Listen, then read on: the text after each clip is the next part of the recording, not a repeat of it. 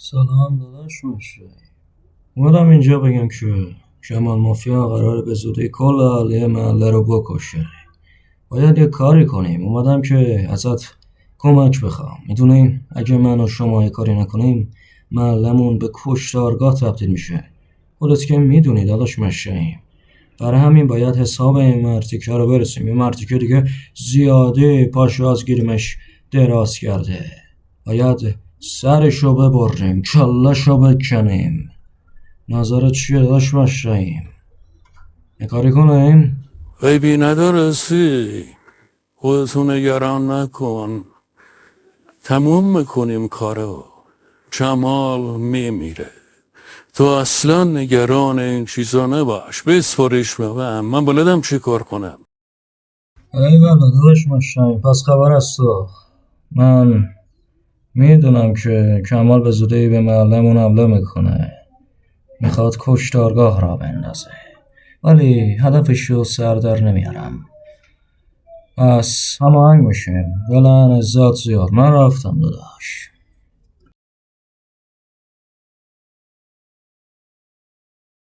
فقط محمد ما الان نباید بریم پیش بابا بزرگ، چون کمال مافیا از ما بو برده. الان نباید بریم محمد.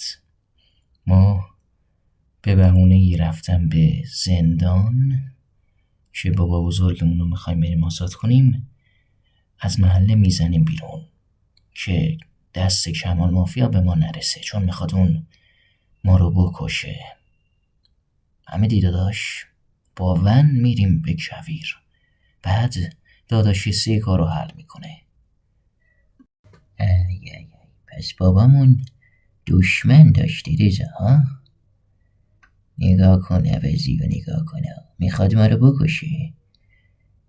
نمیتونه هیچ غلطی کنه، ولی باز ما باید احتیاط کنیم. باشی داداش، همین نقشه که تو گفتی رو اجرا میکنیم. قبوله. میریم خودمون رو گم گور میکنیم، چون چاره دیگه نداریم دیگه. باشی برم بنو بیارم.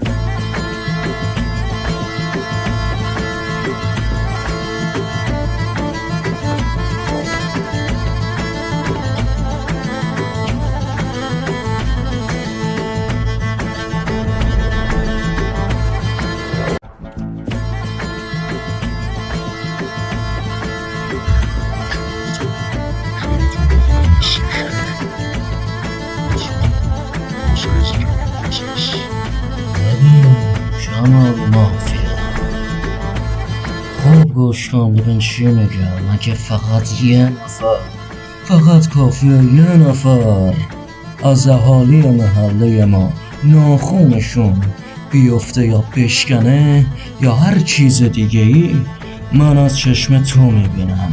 افتاد مرتیکه، پاتو از محله ما میکشی بیرون. اگه نکشی خودم پاتو قطع قطع میکنم میشکنم. فهمیدی یا نه؟ اگه پاتو از محله ما نکشی بیرون کلتو میکنم مرتیکه. رفته؟ تبدیلاتمون شد خیلی تاثیر گذار.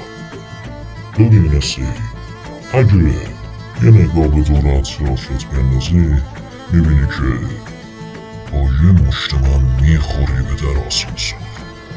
وقتی بخوری به در آسانسور، رسیدی اون بزرگی بخوری به در آسانسور پرت بشه. بقیه ببین دیگه چی میشه. بقیه حالی محلت نارز ببین، هدف من فقط کشتن رضا و محمده.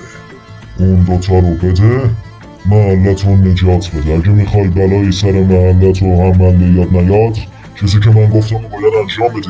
اگه انجام ندی خودت میبینی که چی میشه.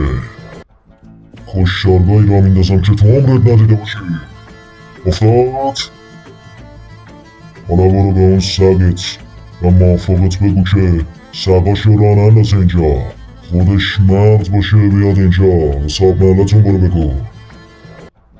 آره برو بگو بشم.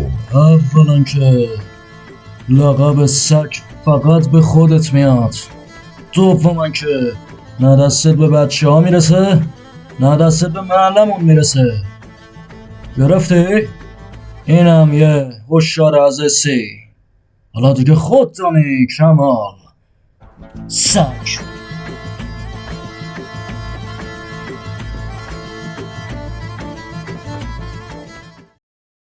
ریزا داشی به نظرت این ایده خوبیه که ما اینجا اومدیم مخفی شدیم تو کویر؟ به نظرم دست کمال مافیا میتونه اینجا هم به ما برسه. نظر تو چیه دادا؟ آره خب محمد احتمالش هست، ولی خودت که میدونی این جزو پلن ماه. ما قرار شد که کمال مافیا رو دور بزنیم دیگه. آره برای همین اومدیم تو کویر.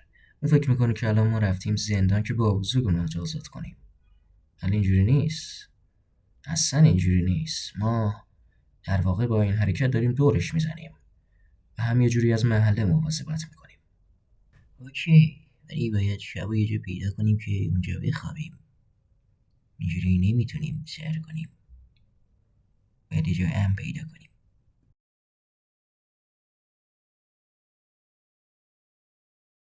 خدایا سارای منو حفظ کن. هر کجا که هست زیر نور سایه ماه نگهدار. رضا داشی این وضعیت مزد تا که ادامه داره؟ میدونی؟ داش محمد این وضعیت درست میشه، اینجوری نمیمونه. داش سینا دارن کارو حل میکنن. انگار کمال مافیا وارد محله شده. اونا هم کمین کردن که بکشنش. هر وقت کشتنش ما میریم به محله مونو دیگه تمومه. بعدش میریم با آزاد آزاد میکنیم. البته کار آسونی نیست، اینو گفته باشم به دادا. با چی دادا؟ به نظرت ما نباید اونجا باشیم؟